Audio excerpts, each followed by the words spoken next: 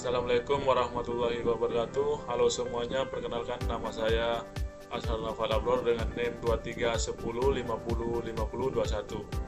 Pada kesempatan kali ini, saya akan melakukan beberapa uji statistik dasar menggunakan SPSS, yaitu uji deskriptif, uji normalitas, uji korelasi person, dan uji t-test. Data yang saya gunakan adalah data sederhana berisi informasi metode A, metode B, dan usia pasien. Melalui video ini saya akan menjelaskan langkah demi langkah cara memasukkan data, menjalankan setiap uji statistik, serta bagaimana membaca dan menafsirkan hasilnya. Baik, untuk uji yang pertama yaitu uji deskriptif. Yang langkah pertamanya yaitu klik analis, kemudian klik deskriptif statistik, dan kemudian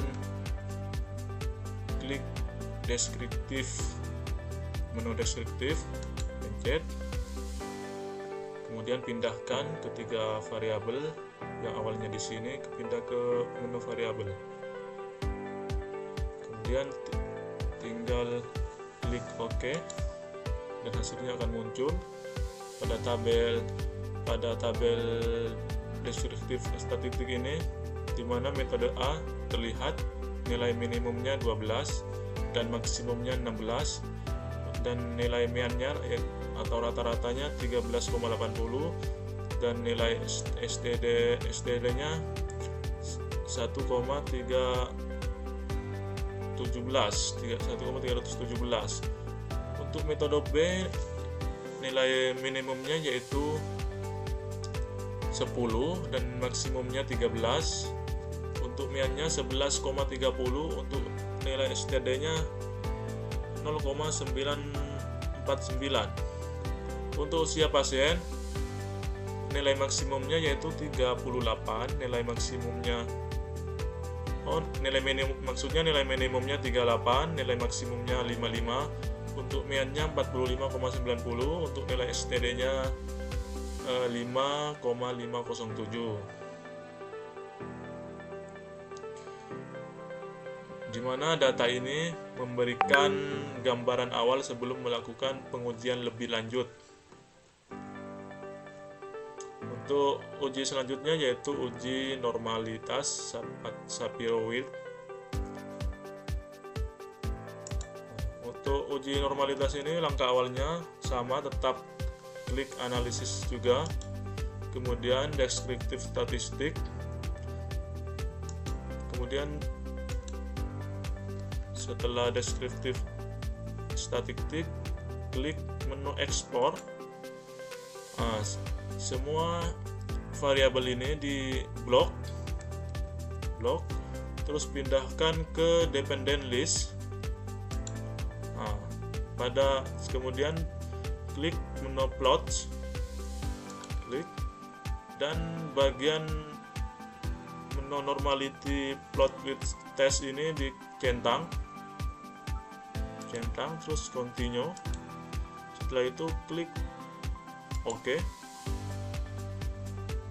maka akan muncul data secara otomatis. Dimana yang data yang saya ingin ambil yaitu test of normality ini, dimana nilai sigmanya pada Shapiro-Wilk ini, nilai sigmanya metode A ini 0,575, dan nilai sigma metode B ini 0,287, dan nilai sigma usia pasien ini 0,943. Di mana pada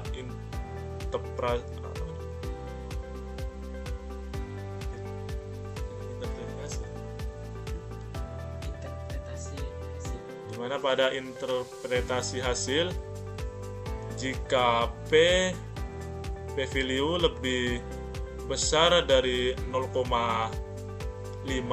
maka dinyatakan data ini normal. di mana pada variabel metode A ini nilai sigmanya 0,575, yaitu menunjukkan bahwa data ini, variabel ini normal. Untuk metode B ini nilai sigmanya 20 sigmanya 0,287, yang dimana data ini juga normal. Dan usia pasien ini nilai sigmanya 0,943, dan data ini juga normal. Artinya keseluruhan data ini sudah normal, di mana pada uji normalitas ini diketahui hasil Sapiro-Witten menunjukkan nilai signifikansi untuk variabel sebelum dan sesudah lebih besar dari 0,05, sehingga data berdistribusi normal. Karena data berdistribusi normal, maka analisis selanjutnya dapat dilanjutkan dengan uji t-test. Nah, selanjutnya kita akan melakukan uji t-test. Langkah pertama, kita klik analisis dan klik compare means, dan klik lagi paired sample t-test. Nah, dan kemudian masukkan variabel yang pertama, pindahkan ke paired variable pada tabel ini. Nah, untuk variabel yang kedua yaitu variabel metode B juga dimasukkan. Setelah itu klik OK. Uji t-test ini ada 4 hasil. Yang pertama paired sample statistik, paired sample correlation, paired sample test, dan paired sample effect size. Nah, di sini saya fokuskan untuk membaca hasilnya pada hasil paired sample test, karena ini inilah penentu keputusan uji tes.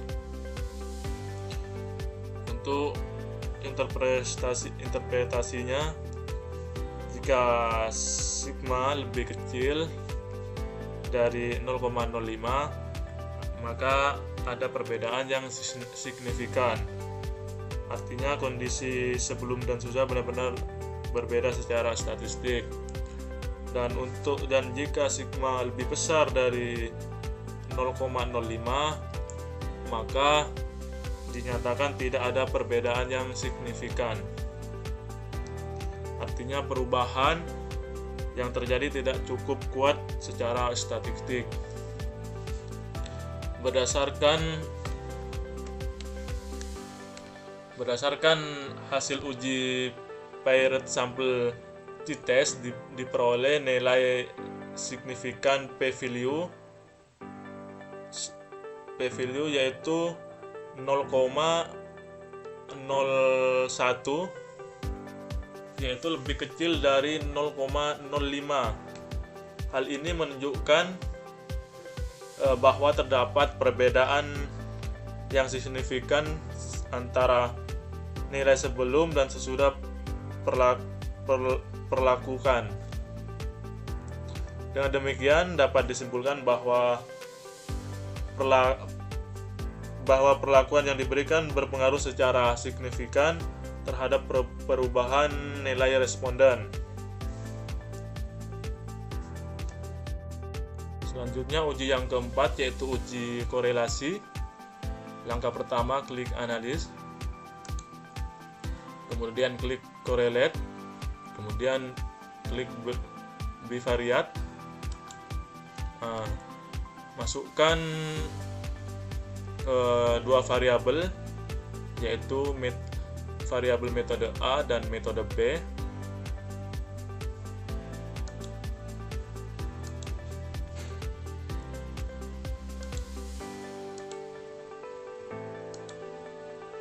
Dan kemudian centang menu person, dan centang lagi menu to toilet. Kemudian setelah itu tinggal klik OK, dan hasilnya otomatis muncul. Untuk hasil interpretasi dari hasil uji korelasi ini, tadi Lihat pada tabel ini, metode A dan metode B ini untuk hasil koefisien korelasinya 0,053 dan hasil nilai signifikansinya 0,884 dan jumlah sampelnya ini ada 10, di mana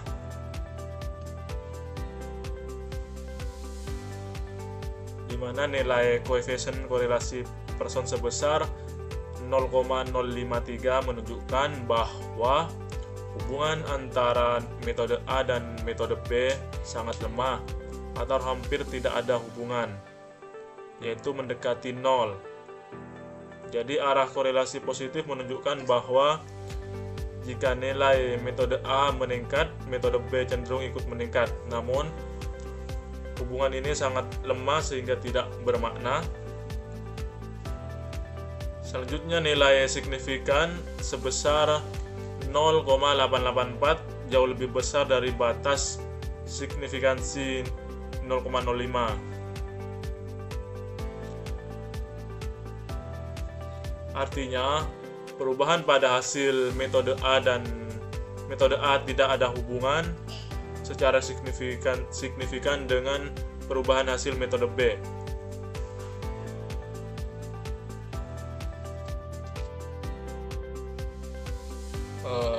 Itulah langkah-langkah penerapan uji deskriptif, uji normalitas, uji t-test, dan uji korelasi di SPSS beserta interpretasi hasilnya. Semoga video ini bermanfaat dan dapat dimengerti dan dapat juga digunakan sebagai panduan analisis statistik dalam penelitian. Sekian dari saya. Assalamualaikum warahmatullahi wabarakatuh.